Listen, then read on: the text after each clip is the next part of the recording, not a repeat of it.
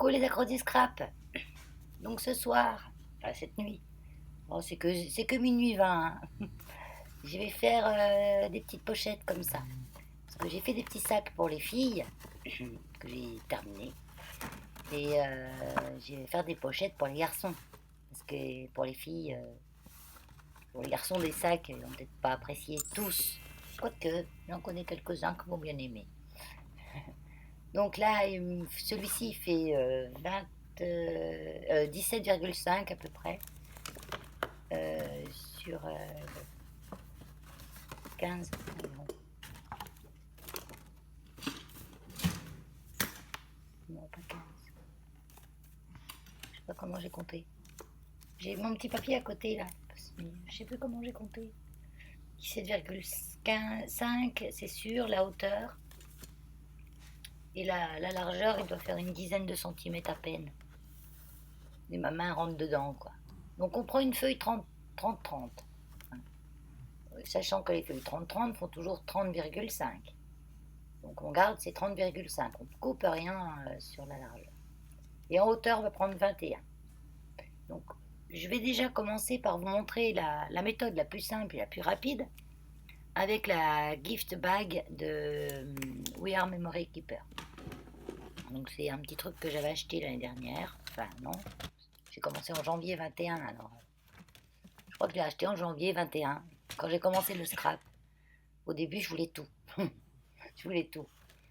Et je m'en sers de temps en temps. Et puis là, ben, elle m'est bien utile pour les petits cadeaux. Mais je vous montrerai aussi comment faire ces petits sachets sans cet appareil. Cet appareil, vous le trouvez partout, hein, chez Craftelier, chez euh, La Fourmi, peut-être bien.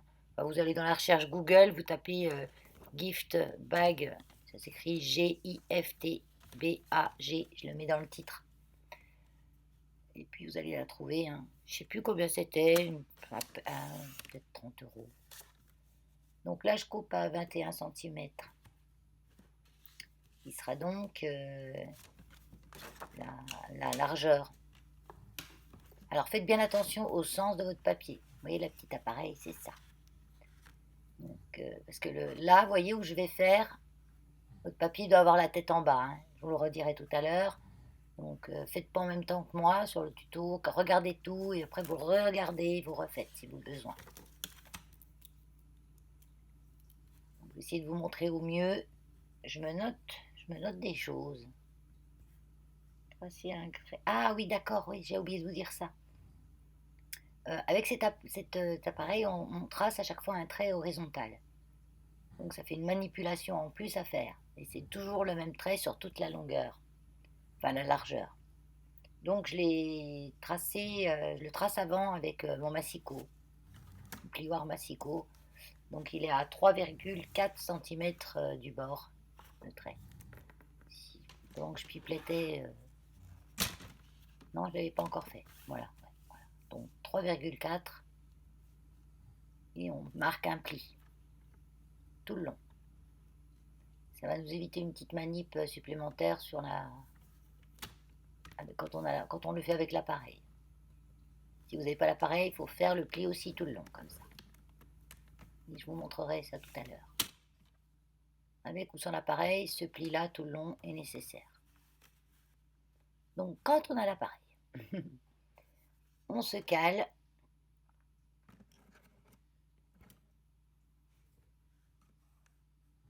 Et je vous montre là, voilà, tout le long.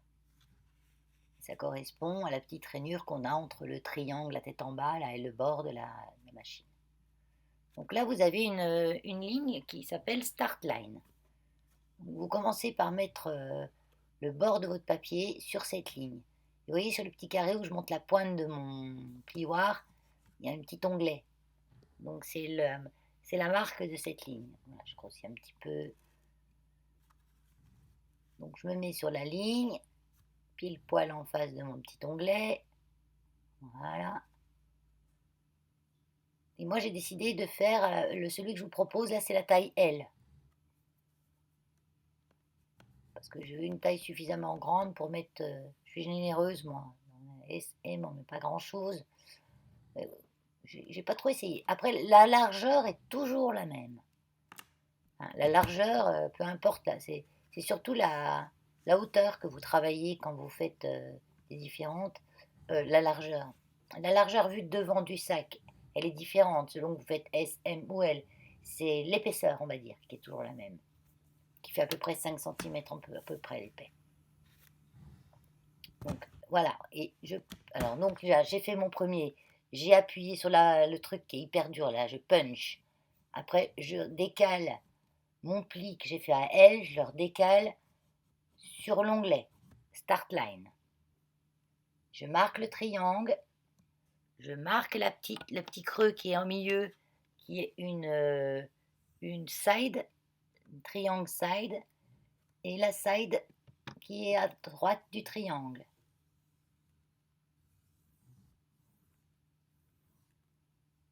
Donc là, ça où je fais les triangles, et ça sera les côtés. La dernière ligne side, je la mets.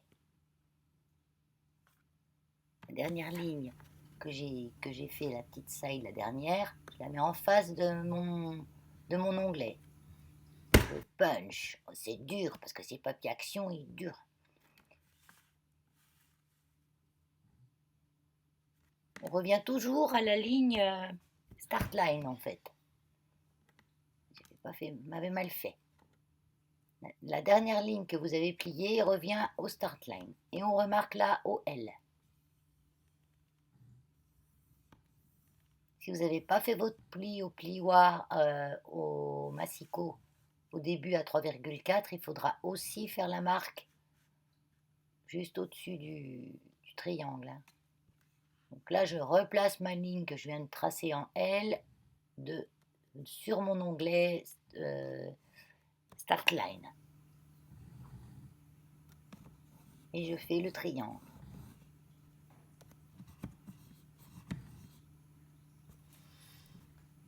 Et je punch.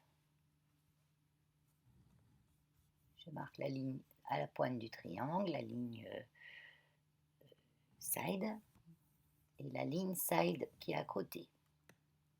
Vous avez deux lignes side, hein, une à la pointe du triangle et une. Je me remets ma dernière ligne side que je viens de faire en face de l'onglet de la marque Start Line. J'essaie de vous montrer, hein, parce qu'on ne voit pas bien quand même les plis. Et je punch. Voilà.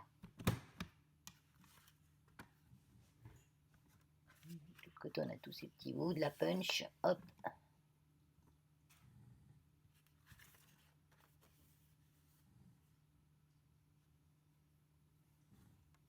Pas grand chose. Je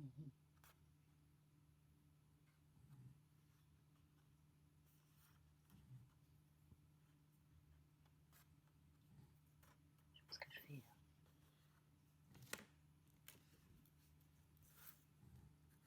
Ah oui, c'est là que je vous explique de faire attention si vous avez un papier à sens.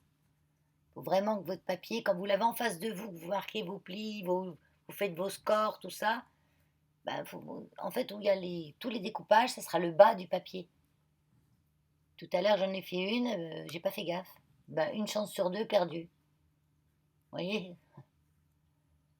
Donc, si vous voulez que ça soit dans l'autre sens, il faudra bien mettre votre papier à l'endroit,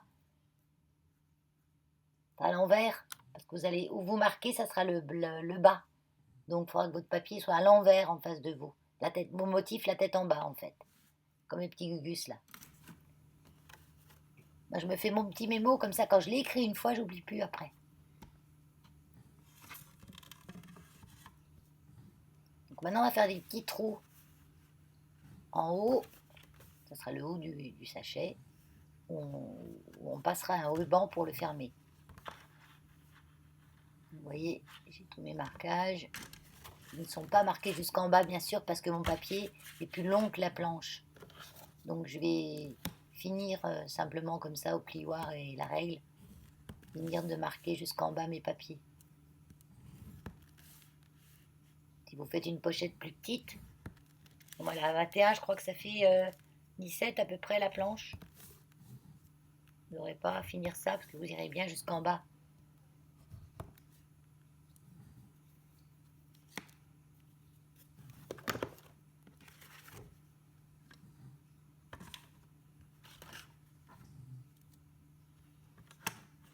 Donc là, pareil, vous voyez, vous avez une petite marque.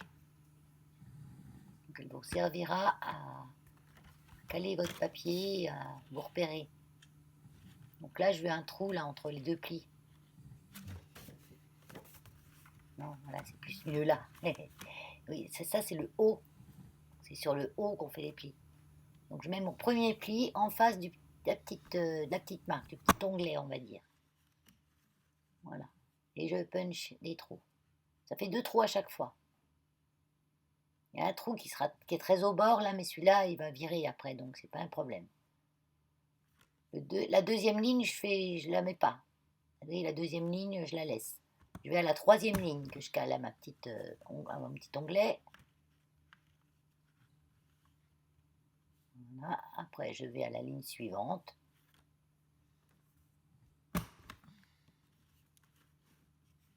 Voilà. Là, celle du milieu, je ne la prends pas. Je me cale à l'autre d'après. Et tout à la fin, au bord. Là, je cale mon petit onglet. Mon petit onglet, t'as ton doigt devant, Valérie. Eh oui, mais c'est pas facile à montrer. Hein. Voilà. Petit onglet, vous voyez le petit truc qui pointe. C'est ça l'onglet. C'est ça que j'appelle l'onglet. Donc je mets mon petit onglet en face de la pointe, en face du bord, et je punch. Voilà, j'ai fait tous mes petits trous. Voilà, ma petite pochette, elle est finie. Et il faut pas longtemps avec ça. Hein. Maintenant, c'est que de la colle. Donc ça, vous voyez, le petit bout là, c'est le rabat. Donc on va couper le petit zigouigoui là, on coupe un peu en biais. Parce que c'est ce qui va nous servir à fermer la pochette. Et là, pareil, quac. C'est le plus petit bord. Hein. Et vu, vous avez le pli, c'est le plus petit bord.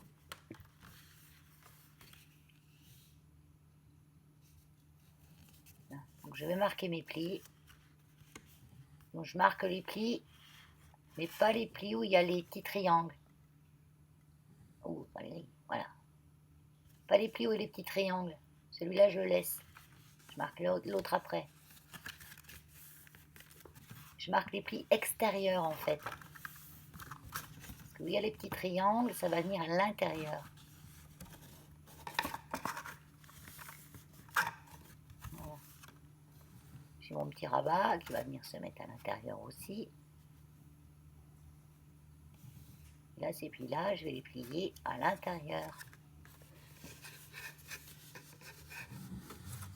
En montagne. Pas jusqu'au rectangle. Je plie pas voilà, je laisse comme ça. Je plie pas jusqu'en bas, hein, jusqu'à la languette. Je plie vraiment jusqu'à la pointe de mon triangle. C'est pas la peine d'y aller au plioir. Hein. Surtout si vous faites ça avec le papier action, hein, sinon ça va péter. Excusez-moi, casser. Puis ça suffit largement de le faire à la main. Hein.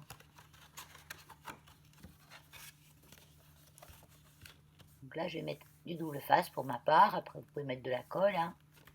Moi, je mets du double face parce que je veux que ça prenne tout de suite. Après, si vous prenez de la colle, vous mettez quand même de la colle qui tient bien. Hein. Parce que si vous mettez de la all purpose, par exemple, d'action, ça va bien coller. Hein, mais il faudra mettre des épingles et attendre que ça sèche. Sinon, quand vous allez manipuler, ça va décoller. C'est radine, il manque un petit bout.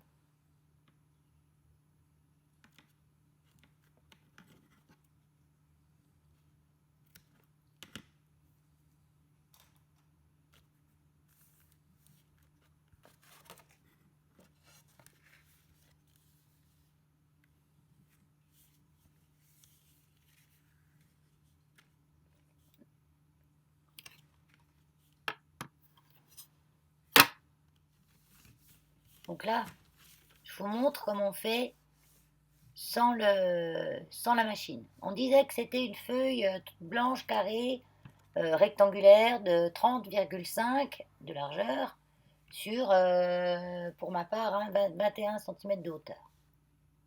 On disait ça. Hein. Donc là, on doit marquer les plis. Donc j'ai marqué un pli à je sais plus combien. Parce que normalement je vais vous l'écrire dessus. Voilà. On fait comme s'il n'y avait rien de coupé, c'était une feuille toute blanche. Hein. On va faire sans la punchboard. Punchboard, oui. Gift. Gift, bag, punchboard, ouais. Donc là, vous voyez, je vais faire un pli à 9,1 cm. Ensuite, je vais en faire un autre. J'essaye de voir où je suis. Parce que à la base, c'est des trucs américains, donc je pense que c'est en inch quand vous tombez dessus. Donc c'est pas bien.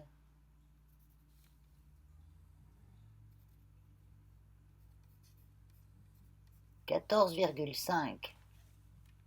Des fois, ça tombe sur des virgule 1, virgule 5, virgule 5, ça va encore. Mais des fois, on a des virgules 2.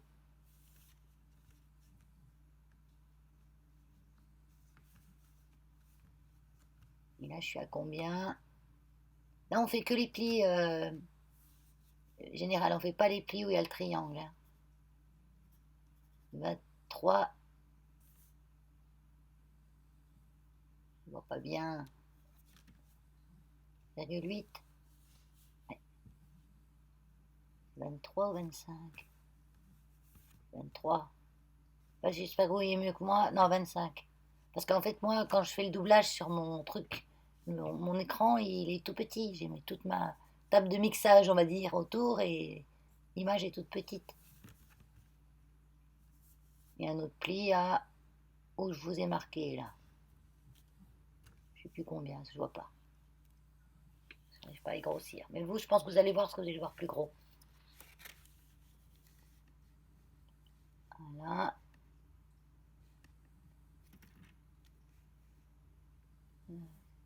Quoi là?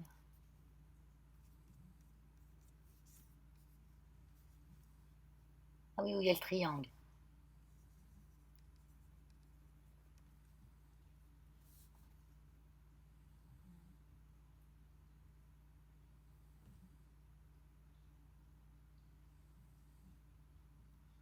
Là, ça fait 3 centimètres. Parce que là, vous avez déjà fait votre bande à 3,4. Hein. C'est tout le long. Voilà, là, vous avez fait votre bande à 3,4.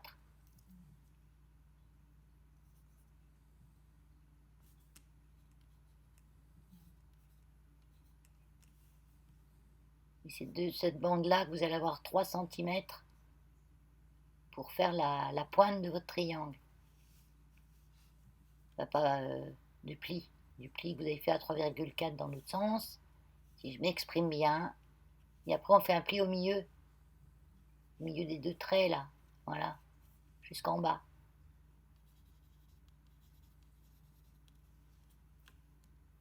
Là, vous avez, hop, vous rejoignez la pointe des deux côtés.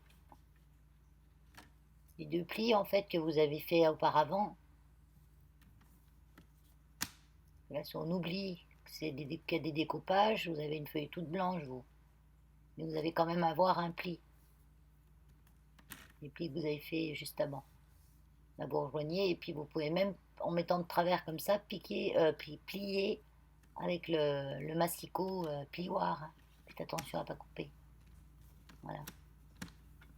Pareil de l'autre côté. Pareil, vous laissez une grande partie et vous le faites la même un peu plus loin. C'est pas compliqué. Quand j'explique, j'ai l'impression que je complique, mais c'est tout simple en fait. Hein.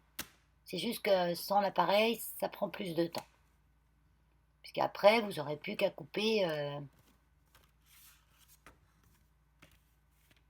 Vous n'aurez plus qu'à couper les angles en haut. Après, c'est simplement couper hein, en biais. À chaque pli en haut, vous coupez en biais. J'ai comme tout parce que la boîte, je vais m'en servir quand même.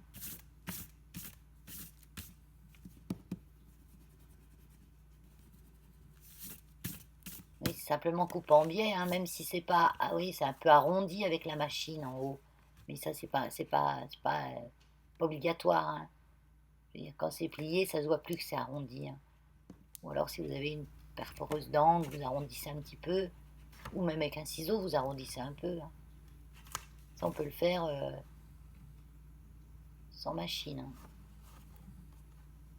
Qu'avec un plioir et puis un ciseau, hein.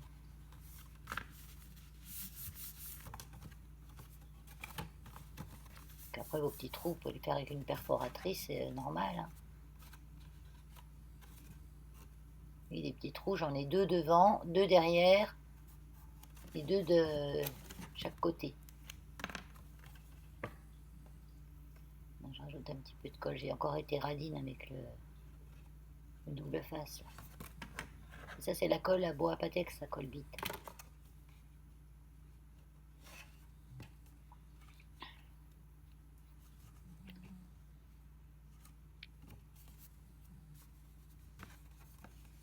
Donc là, on va fermer le fond.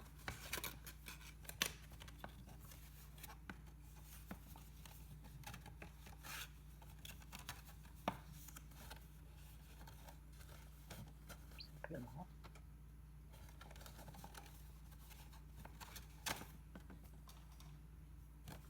Moi, je vais mettre du double face, hein, à l'intérieur, sur la partie intérieure des 2 grands morceaux. Donc, pas de double face, vous mettez de la colle, pas un souci.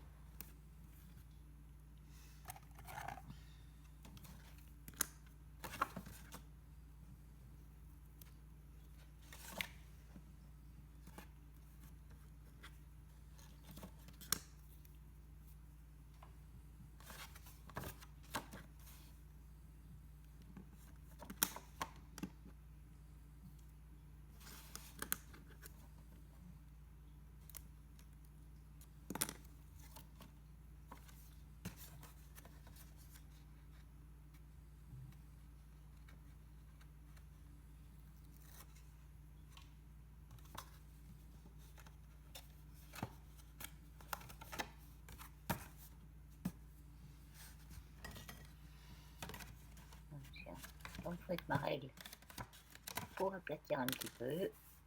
Voilà. Là, mes petits plis intérieurs viennent se plier tout seuls.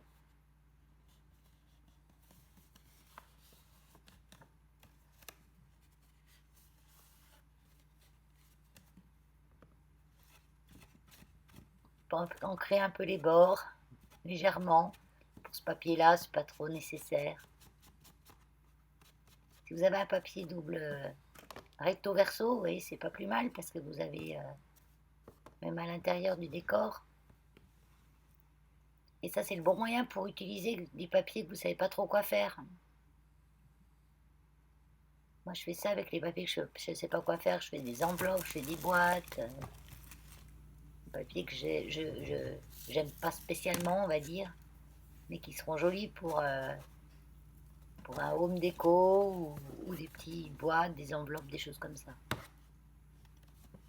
Donc là, mon petit ruban que j'ai passé pour fermer la boîte, vous voyez, quand on presse, en fait, tous les trous se retrouvent en face. Donc c'est simple, on en fait tout en même temps.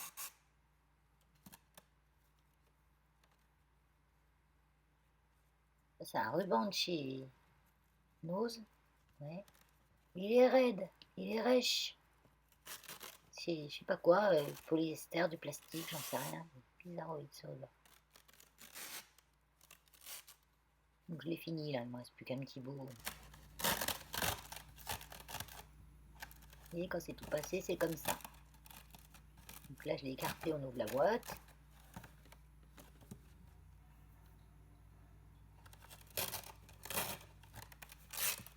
J'essaye de le mettre correctement. Mais il est revêche.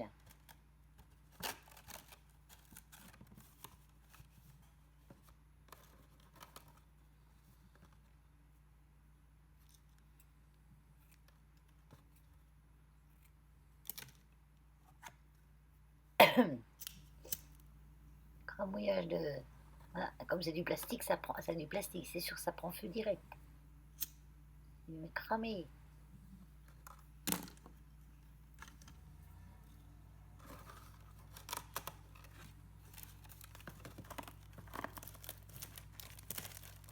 Là, je vais faire en deux une petite étiquette pour passer dans le ruban. Alors après, sur l'étiquette, vous pouvez marquer le nom de la personne. Bon, en fait, je vais envoyer, on va dire, à mon personnel. Et mon personnel, mais je suis pas payé, hein, je suis un patron pas payé. Et j'ai deux associations en fait. Donc une où je suis pas rémunérée, je suis présidente bénévole. Une grande association et on a du personnel. Donc je vais leur envoyer. Et comme je veux pas faire de jaloux, je mets tout dans un carton. Donc j'y aille, je sais pas si j'ai le temps. Je mets tout dans un carton et il y a les filles, et pour les garçons, chacun prend le petit paquet qu'il veut. Parce que dedans, c'est toute la même chose. Il y a juste en fait le packaging qui change. Donc selon leur goût, ils prendront celui qu'ils aimeront. Je fais un petit carton fille, un petit carton garçon, et puis voilà.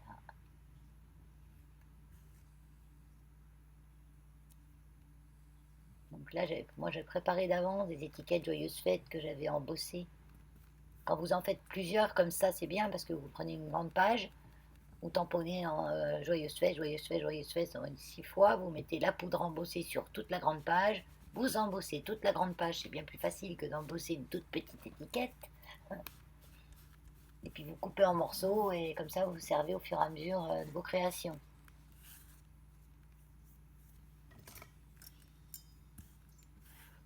Donc là, simplement avec une perfo, j'ai fait une espèce de petit tag avec. J'en ai en plus des trucs étiquettes comme ça, mais j'arrive plus vite fait de le faire à la main que de sortir la machine à découpe, tout le tralala. Faut que je m'en découpe d'avance. Donc j'enfile mon petit tag dans mon ruban. Là, on disait que j'avais mis toutes mes petites choses dedans.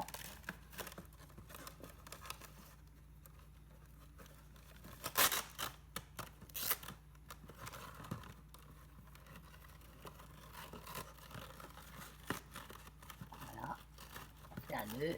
Je le fais vite fait, hein. Pas la déco et tout, nickel impeccable. Je le fais vite fait. Je finirai plus tard. Parce que là, j'ai déjà 30 minutes. J'ai pas mis en accéléré parce que je trouvais que c'est quand même assez technique, alors il faut quand même bien voir, quoi. C'est facile, hein. Et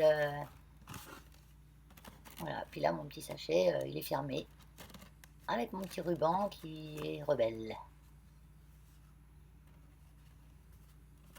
Il ne me plaît pas ce ruban. Mais ça va le faire.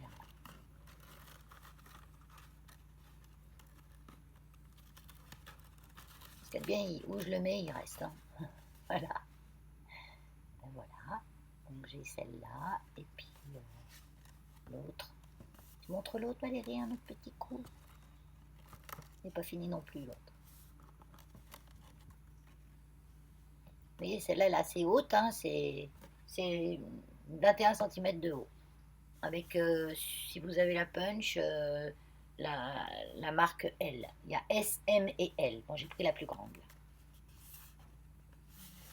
Après, on peut faire plus haut. On peut même faire une bouteille, je pense, peut tenir dedans.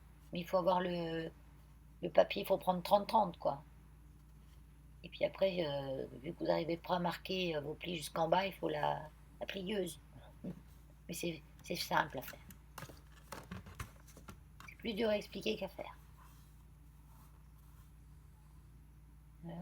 Ah oui, je disais que le côté, c'est où il y a le triangle. Peu importe que vous soyez au S, au M ou au L, c'est toujours le même.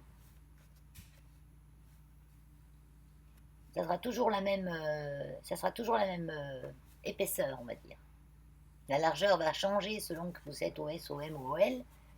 La hauteur selon la hauteur du papier que vous prenez.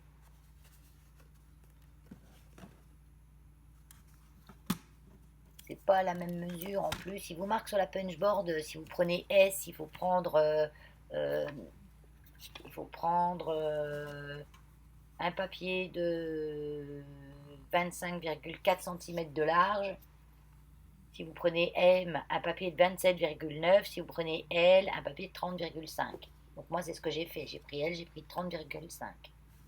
Ça, c'est la largeur du papier. Voilà, ben, si vous n'avez pas compris, vous pouvez le mettre en commentaire. Hein. Et puis si vraiment vous n'avez rien compris, vous me dites refais-nous une vidéo, on comprend mieux, on comprend rien là. Après, il y a Peggy, de la chaîne Peggy Scrap, qui avait fait un tuto où elle expliquait bien aussi. Et bah oui, vous pouvez aller voir. Elle l'a fait, je ne sais plus à combien de temps, mais si vous tapez dans la recherche Peggy gift board, gift bag, punchboard, voilà, ça c'est le dernier petit sac que j'ai fait aujourd'hui. Ah, j'ai ma dose des petits sacs. Sur la rance, celui-là, j'ai mis du washi. Voilà, ça c'est mes pochettes de mec.